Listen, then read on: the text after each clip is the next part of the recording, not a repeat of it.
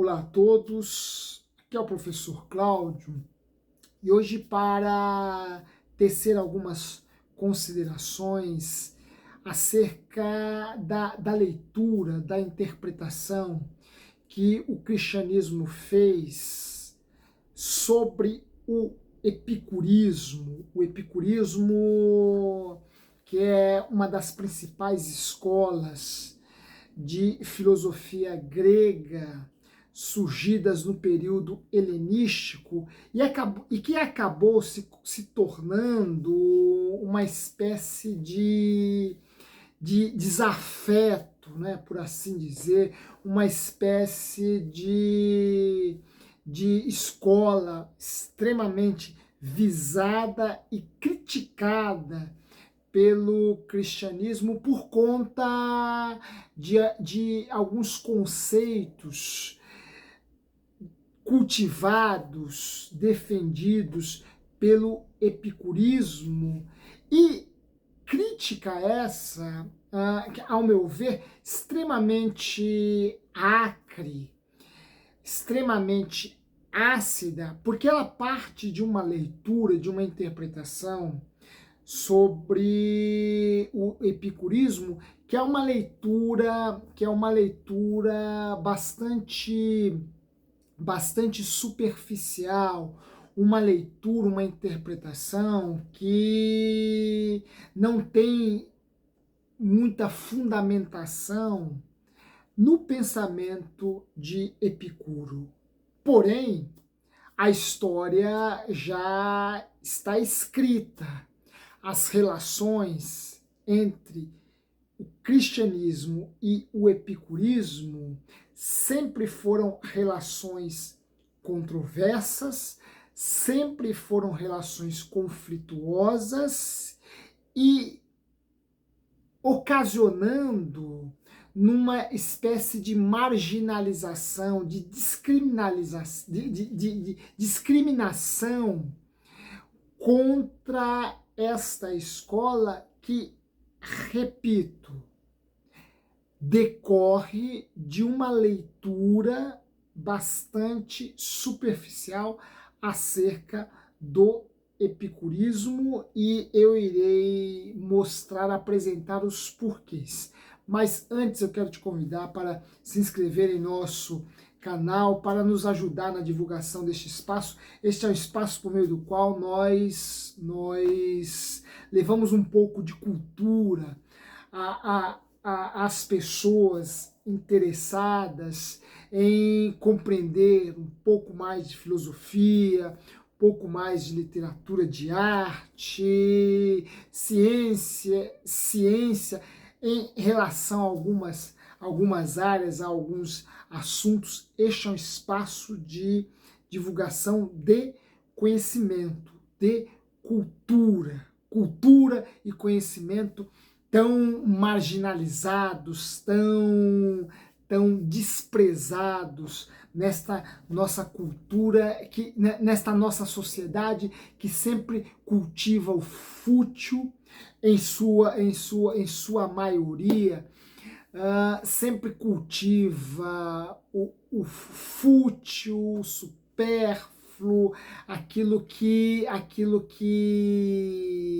não ajuda ou contribui na construção de uma visão de mundo mais ampla, mais sólida, mais objetiva. Ora, a nossa sociedade, infelizmente, dá pouca relevância, pouca importância ao conhecimento, à cultura no sentido geral, e aqui nós fazemos deste espaço um espaço que se propõe a ajudar, a contribuir com aqueles que vão na contramão das coisas ou na contramão de uma grande maioria e que sabe sim da importância do conhecimento na formação humanística do indivíduo, da importância da valorização e da apreciação da cultura, da nossa cultura e da cultura e da cultura geral. Enfim, esse é um espaço por meio do qual nós divulgamos conhecimento e levamos a você um pouco de cultura. Portanto, nos ajude a fim de que nós possamos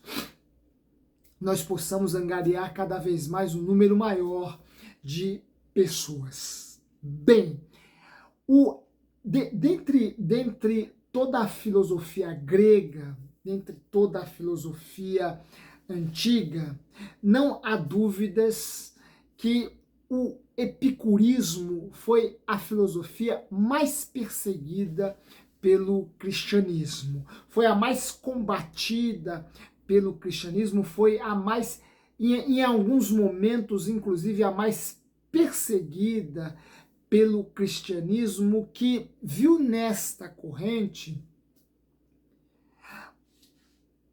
uma defensora, viu nesta escola uma defensora e promotora de determinados princípios, conceitos ou valores que se contrapunham ao pensamento cristão. Esta perseguição, esta hostilização ao epicurismo, empreendida pelo cristianismo, pode ser resumida, sintetizada a partir do lugar que Dante Alighieri, o grande poeta florentino, o grande bardo florentino, nesta obra aqui, que é, sem dúvida alguma, uma das maiores criações do espírito humano, a Divina Comédia, obra que, dentre outras coisas, praticamente criou o idioma italiano. Esta perseguição, esta relação conflituosa, a postura sempre arredia do cristianismo em relação ao epicurismo pode ser demonstrada a partir do lugar que Dante Alighieri, em sua Divina Comédia, e nessa edição que eu tenho em mãos aqui, que é uma edição muito bonita, uma edição portuguesa, uma edição bilíngue, a Divina Comédia que foi tema em minha dissertação de conclusão de curso na graduação de filosofia. Acabei desenvolvendo um trabalho de conclusão de curso, buscando as influências que Dante sofreu da filosofia platônica. Na Divina Comédia, Dante vai reservar a Epicuro, e Dante é um poeta cristão, Dante é um poeta que cultiva princípios e valores cristãos, isto é, um argumento muito claro. Dante vai reservar aos hereges um lugar no sexto ciclo do inferno. Lembrando que a Divina Comédia é uma obra dividida em 3 partes. Ela começa no inferno, passa pelo purgatório e chega até o paraíso. O inferno dantesco, construído a partir do imaginário medieval acerca deste lugar. O inferno dantesco é dividido em 9 círculos, ou 9 ciclos. 9 círculos seria uma expressão talvez mais apropriada, enfim. E em cada círculo do inferno, em cada lugar do inferno, e são 9 os círculos que constituem o inferno, né, formando um cone. inverso, né? Você tem um círculo mais amplo, depois um círculo mais estreito, outro mais estreito, até chegar naquele círculo mais ínfimo, mais baixo, mais profundo do inferno, onde estão Satanás, Brutus, Judas Iscariotes, né? Enfim, onde estão as figuras mais vis e detestáveis em termos de concepção cristã. No sexto círculo, no sexto círculo do inferno, Dante ali colocou os hereges, dentre os quais Epicuro. Epicuro está no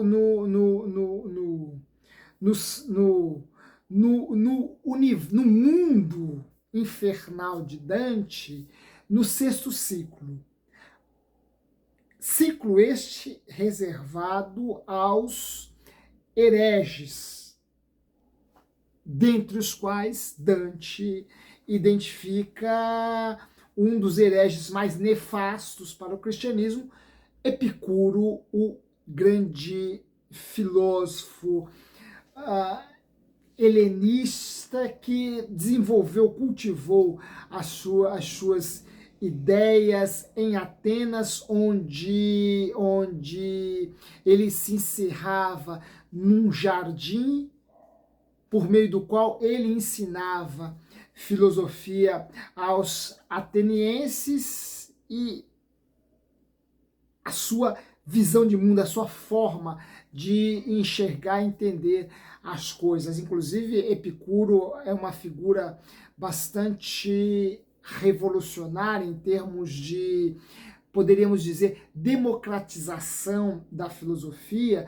porque ele, Epicuro, ao contrário de Platão, abria as portas do seu jardim, da sua escola de filosofia, para as mulheres. Inclusive, eu gravei um vídeo no qual eu falo sobre essa abertura democrática e inclusiva que Epicuro fez em seu jardim, acolhendo mulheres para estudarem filosofia com ele, né? E Epicuro, nesse aspecto, é uma figura extremamente revolucionária, porque ele democratiza o conhecimento filosófico. Filosofia para ele não deveria ser ensinada apenas a homens, mas também a mulheres. Eu tenho um vídeo por meio do qual eu falo sobre isso, eu te convido a procurá-lo e assisti-lo, porque ali eu abordo alguns elementos bastante interessantes acerca dessa abertura epicurista para o acolhimento de mulheres. Bem, em Atenas, Epicuro vai reservar um jardim no qual ele vai ensinar filosofia, vai desenvolver, vai criar a sua escola e, a partir daí, construir uma concepção acerca da vida, acerca da natureza, acerca da moral, que incomodará mais tarde o cristianismo. Ainda mais pelo fato de que o epicurismo, diferente de outras escolas helenísticas, como o cirenaísmo ou o cinismo, o epicurismo transcendeu Atenas, como o platonismo, como o aristotelismo, e chegou ao Império Romano. E o cristianismo, nós sabemos, é formado num contexto do Império Romano.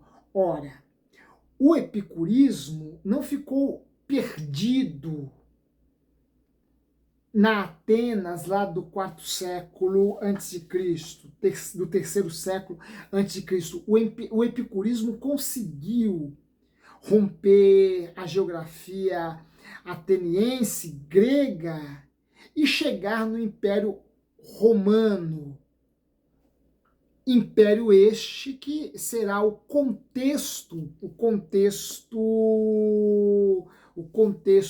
político no qual político e geopolítico no qual o cristianismo se forma. Duas grandes escolas de filosofia helenística vão transcender a Grécia e lançar raiz, se miscuir no Império Romano. O estoicismo e o epicurismo. E essas duas escolas, é interessante aqui notarmos que essas duas escolas vão ter maior receptividade a partir de determinada ala político-romana. Né? Enquanto o estoicismo, que tinha uma concepção de mundo um pouco mais rígida, mais ascética, enquanto que o epicurismo vai ser uma filosofia muito bem acolhida pelos senadores romanos, o epicurismo, por sua vez, será uma filosofia acolhida, cultivada, que conquistou os Césares. Os Césares, os imperadores, principalmente aquelas figuras mais emblemáticas, né? um Nero, um Calígula, estes imperadores de comportamento mais desmedido, mais desregrado, encontrarão na filosofia de Epicuro um postulado, uma justificativa racional para o seu comportamento. Eles vão encontrar em Epicuro um intelectual, um pensador que está caminhando na contramão da moral tradicional, da ética tradicional, da religião tradicional, e é nesse ponto, nesse aspecto, nesse sentido, que o epicurismo vai estar relacionado a um modelo de vida, a um estilo de vida, que vai na contramão daquilo, não apenas daquilo que defendiam os estoicos lá atrás, mas também daquilo que mais tarde vão defender os cristãos, não é? E este estilo de vida parte de uma concepção de mundo que é materialista. Isso é um argumento muito claro em Epicuro. Ora, de fato, Epicuro é um filósofo materialista, porque ele coloca na base da existência, ele coloca como princípio causal de todas as coisas a matéria, mais especificamente o átomo.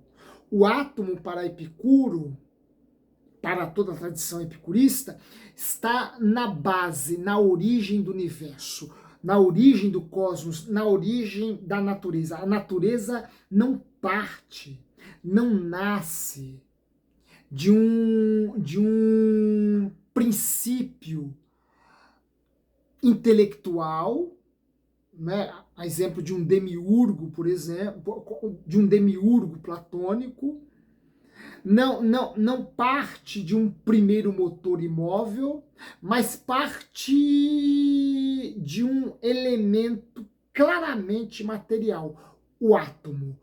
Epicuro é um filósofo que vai beber na fonte dos atomistas gregos. E aqui eu já abro um parênteses, o atomismo, a filosofia atomista, a física atomista, né? E o átomo para os pensadores gregos não é o mesmo átomo que nós hoje conhecemos, né? Não é o mesmo átomo conhecido pela química moderna, pela física moderna, né? Não é o mesmo átomo de um Niels Bohr, né? O átomo o átomo grego, esta matéria esta partícula material que está na base do universo, foi concebido pelos pensadores Demócrito e Leucipo. Antes de Epicuro, nós já tínhamos na história do pensamento grego filósofos atomistas, Leucipo e Epicuro. Esses são os grandes desenvolvedores, idealizadores desta filosofia dos átomos. Epicuro vai beber na fonte deles, será influenciado por eles. E a sua filosofia, a sua cosmologia, por assim dizer, é uma cosmologia de base materialista, porque ela parte do princípio de que a origem de todas as coisas são os átomos, são estas matérias. E este materialismo já incomoda o cristianismo pelo fato de que, ao contrário do pensamento cristão, que coloca na base, na origem de todas as coisas, um ser absolutamente espiritual, um ser racional, um ser que detém todo o conhecimento, que possui vontade, que deseja o bem e busca efetivá-lo, ao contrário do pensamento cristão, que parte de um princípio espiritual para explicar a origem das coisas, Epicuro vai partir de um princípio material. Sua filosofia é materialista. E este materialismo epicurista nega a imortalidade da alma. E é justamente a negação da imortalidade da alma, defendida pela escola epicurista, que vai ser o argumento principal para Dante Alighieri elencar Epicuro entre os grandes hereges inimigos do cristianismo. Ora, Epicuro, por ser um filósofo materialista, nega que haja uma alma imortal. Para ele, a alma é mortal. Este é um primeiro argumento epicurista que vai de fato na contramão do cristianismo. Um segundo argumento gira em torno da ideia de acaso. Diferentemente do cristianismo, que parte do pressuposto de que existe um Deus que é um arquiteto universal, que cria todas as coisas a partir de um plano, a partir de ideias que existem em seu intelecto, para na sequência efetivá-las como criação, efetivá-las no plano real. O epicurismo parte do pressuposto de que todas as coisas existem por obra do acaso. Ora, como se formam as estrelas, o Sol, a Lua, os planetas, a Terra, a natureza? Para Epicuro, tudo isso é gerado a partir do movimento dos átomos no vácuo. Os átomos, quando se desintegram, aliás, os átomos, quando se desarranjam, culminando no perecimento das formas naturais, tais quais nós as conhecemos, estes átomos caem no vácuo, no vazio, e ficam ali e sofrem um processo de queda até se entrechocarem, e a partir deste entrechoque darem origem a novas formas, a outras estrelas, a outros planetas, a outra natureza, a outros animais, a outros homens, enfim. Não há aí um princípio racional, um princípio metafísico, uma divindade que esteja no fundamento, na origem, na causa do universo, na causa da natureza, na causa do mundo, na causa da vida. O que nós temos são apenas átomos se movendo e se entrechocando no vazio. É a partir deste choque, portanto, de um movimento abrupto,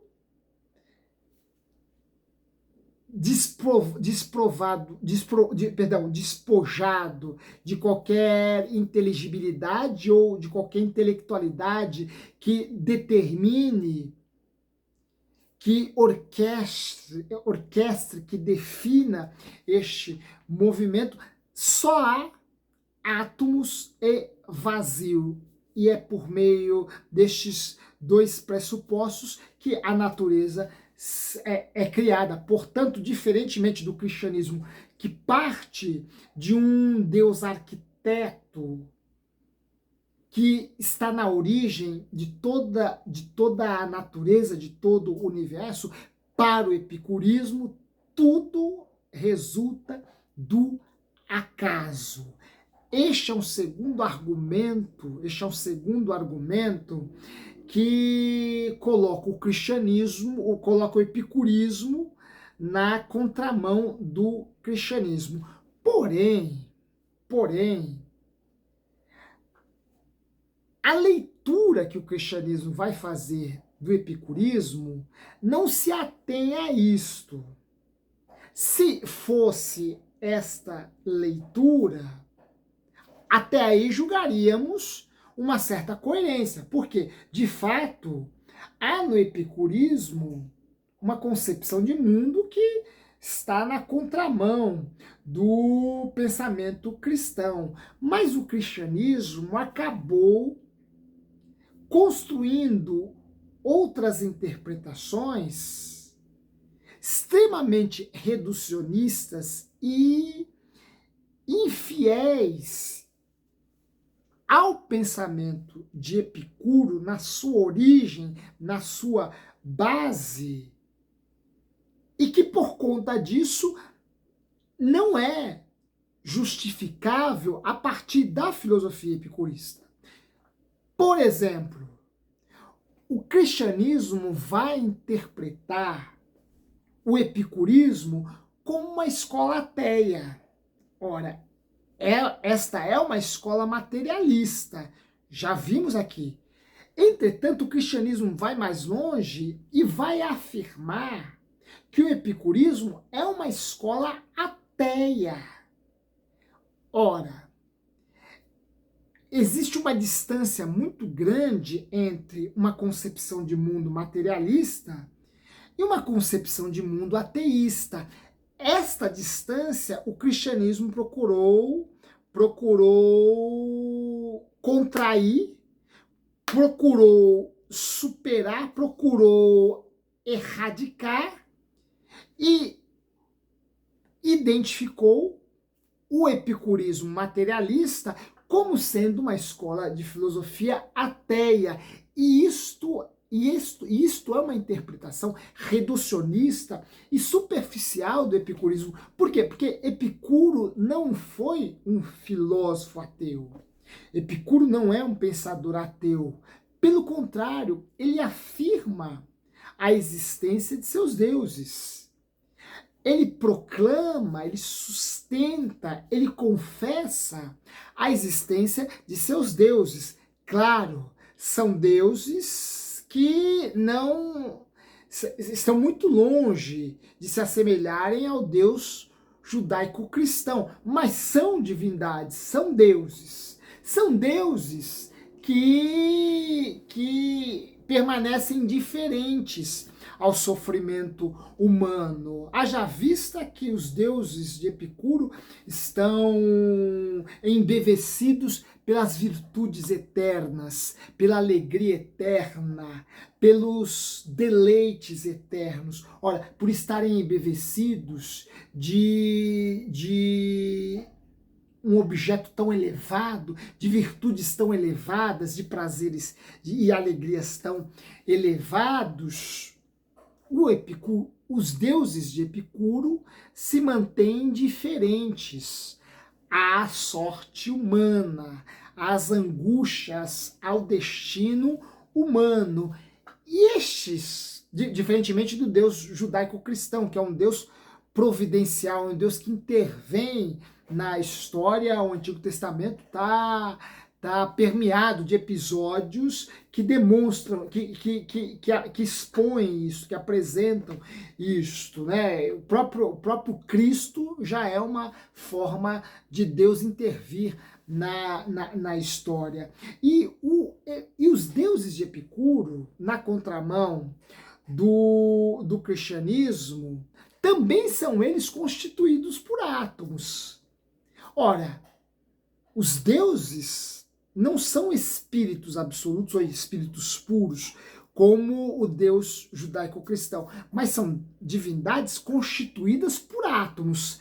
É claro que o átomo que entra na constituição de um Deus, de uma divindade, é um átomo mais tênue, mais leve, feito de uma materialidade mais excelente, uma materialidade mais perfeita, uma materialidade mais excelente, mas são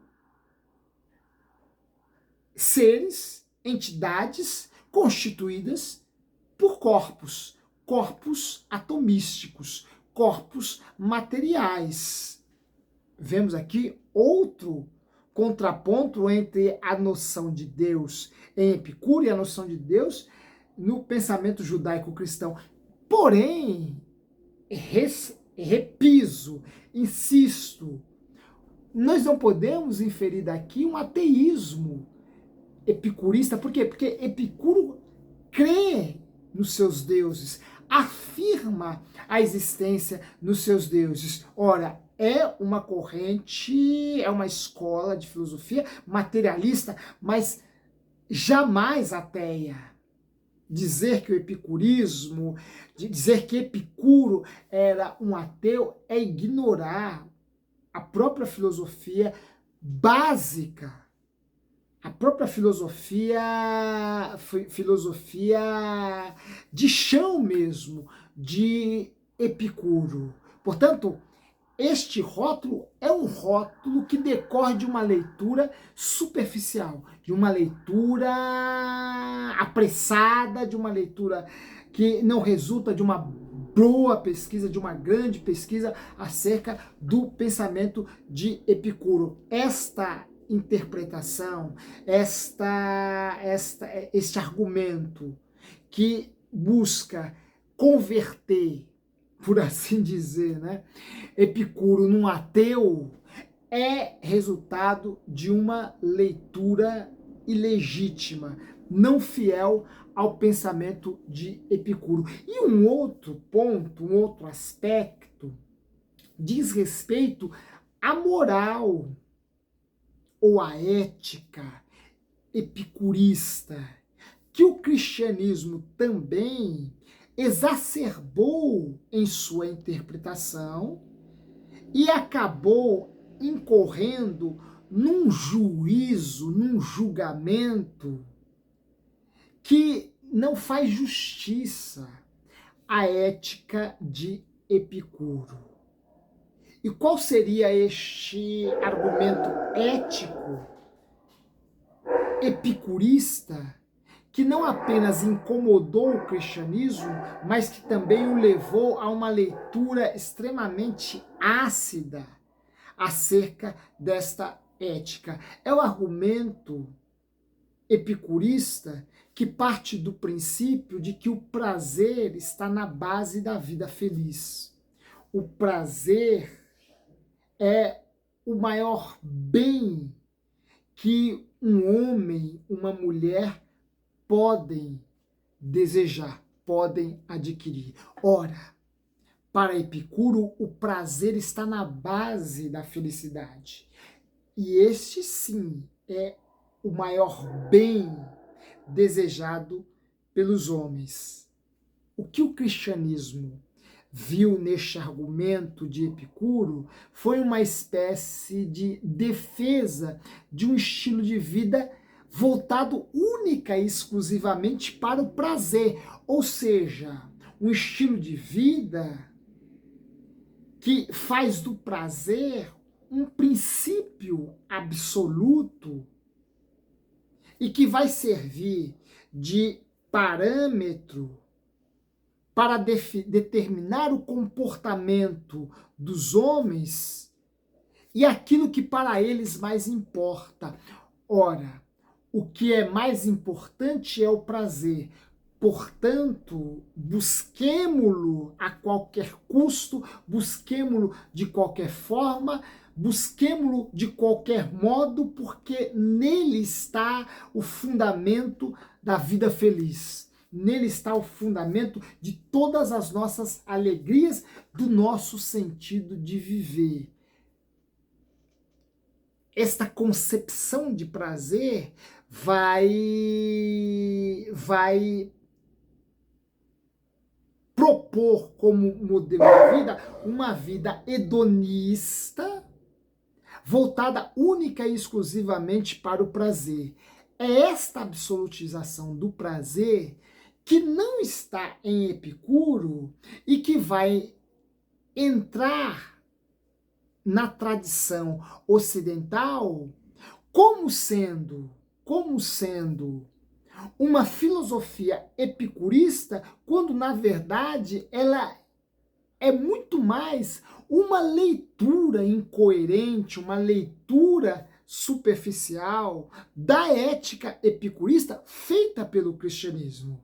Porque Epicuro não absolutiza o prazer. Para Epicuro, prazer é o bem maior desejado pelos homens. Contudo, o prazer que gera a vida feliz não é qualquer prazer. Epicuro não defendeu a ideia de que qualquer forma de prazer deve ser desejada e buscada, isto a qualquer custo. Epicuro não defende a absolutização do prazer, não defende uma ideia do prazer pelo prazer, independentemente da forma de prazer. Ora, o prazer que Epicuro defende é um prazer mais elevado, não é o prazer vulgar e banal. Esta ideia, este argumento, esta imagem que associa Epicuro e a tradição epicurista a qualquer forma de prazer, inclusive os mais vis, inclusive os mais baixos, inclusive os mais vulgares, é uma imagem que foi construída pelo cristianismo e que não encontra fundamento no próprio Epicuro, no próprio epicurismo, porque se para Epicuro o prazer está na base da vida feliz, não é qualquer prazer que trará ao homem felicidade e alegria. São os prazeres mais elevados, os prazeres mais excelentes, os prazeres mais sublimes, que devem ser desejados, porque eles sim são capazes de levar, de conduzir o homem à vida feliz. Epicuro estabelece uma hierarquia dos prazeres. Não são quaisquer prazeres que estão na base da vida feliz, mas são os prazeres mais elevados, a exemplo do prazer da amizade. Ora, a amizade produz alegria. Esta alegria resulta do prazer de estar com o outro, de estar ao lado do outro, de cultivar com o outro uma relação afetiva, um vínculo afetivo. E o epicurismo vivia essa frugalidade, essa comunhão, por assim dizer, né? Vivia esta comunidade construída a partir do valor da amizade. Ora, amizade seria um prazer que o homem deve desejar, que o homem deve buscar. A amizade é um prazer que está na base da vida feliz. Ora, um outro prazer estaria no cultivo de um estilo de vida frugal, porque Epicuro desenvolveu um estilo de vida frugal. Ora, ele vivia a sua escola, foi instalada, melhor dizendo, num jardim.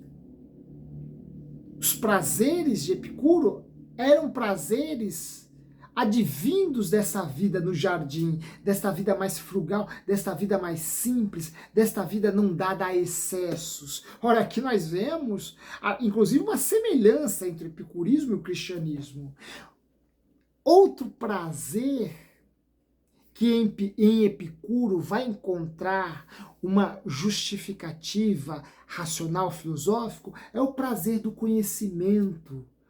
O conhecimento causa no homem, gera no homem um prazer, uma alegria, e esta alegria e este prazer são um objeto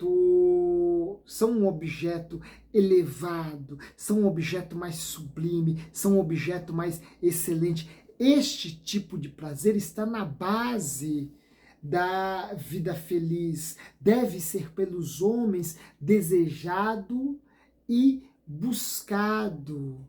Ora, estes pontos, estes argumentos defendidos pelo epicurismo, defendidos por Epicuro, nos mostram que esta interpretação, esta acidez, esta crítica bastante dura que o cristianismo fez de Epicuro e que levou Dante, em sua Divina Comédia, a prender o filósofo do jardim no sexto ciclo do inferno, é uma crítica muito, muito exacerbada, muito ácida, porque ela não corresponde, não contempla tudo aquilo que Epicuro defendia.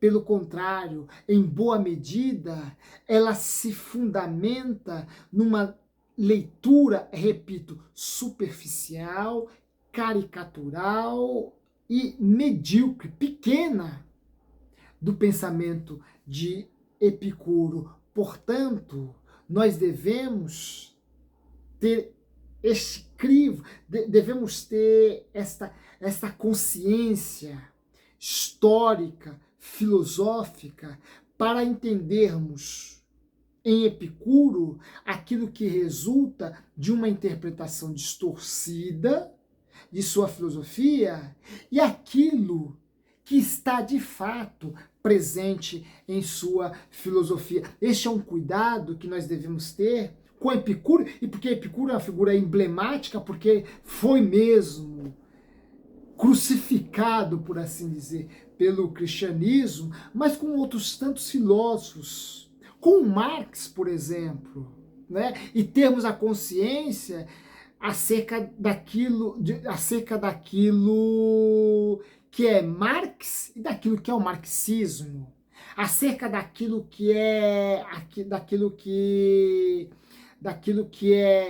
Kant e daquilo que é o neocantismo, por exemplo, né?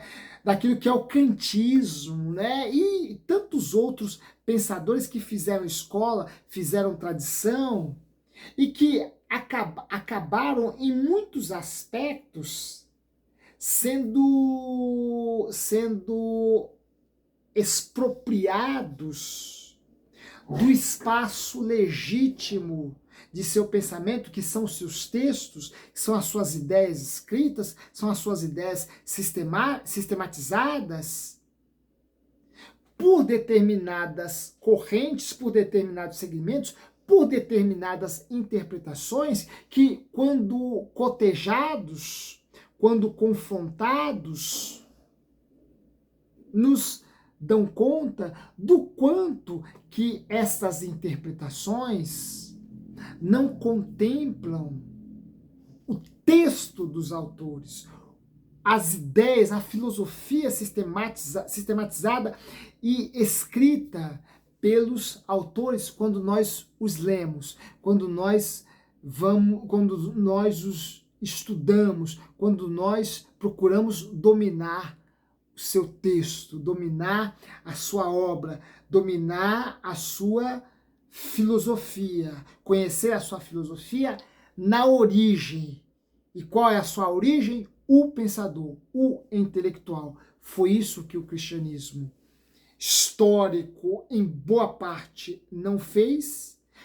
É o que nós não devemos fazer e que, pelo contrário, antes de rotularmos, reduzirmos, pré-julgarmos qualquer pensador, qualquer filósofo, qualquer intelectual e qualquer ser humano, buscar conhecê-lo, compreendê-lo melhor, ter uma noção mais ampla de suas ideias, de seu ser, a fim de que nós possamos nos posicionar com maior domínio de causa, maior domínio de conhecimento e com maior justiça. O cristianismo que defende tanto a justiça, no caso de Epicuro, foi extremamente injusto e em outras tantas ocasiões muito mais trágicas, mais injusto